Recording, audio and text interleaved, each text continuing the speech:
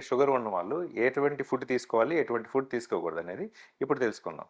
So, షుగర్‌లో ఉన్నవాళ్ళు అంటే high glycemic index ఉన్న ఏ పదార్థం తీసుకున్నా ఇమ్మీడియేట్‌గా బ్లడ్‌లో షుగర్ లెవెల్స్ చాలా ఎక్కువ పెరిగే పదార్థాలు కొన్ని ఉంటాయి. సో, అవేంటంటే రైస్ ఒకటి, స్వీట్స్ ఒకటి. సో, వీటి మూలమంటే బ్లడ్ షుగర్ వాల్యూస్ అనేవి పెరుగుతాయి.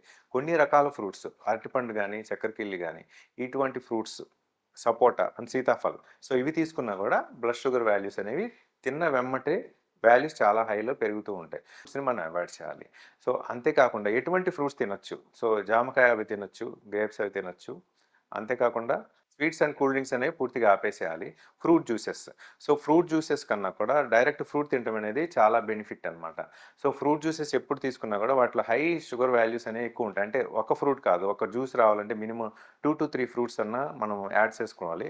సో, దాని మూలంగా మనం తీసుకునే క్వాంటిటీ ఆఫ్ జ్యూస్‌లో షుగర్ వాల్యూస్ చాలా ఎక్కువ ఉంటాయి. సో, అందుకని ఫ్రూట్ జ్యూస్ కొన్నా కూడా డైరెక్ట్ ఫ్రూట్ తీసుకోవటం బెటర్. ఆల్కహాల్ గాని, కూల్ డ్రింక్స్ కానీ ఇవన్నీ కూడా అవాయిడ్ చేసేయండి.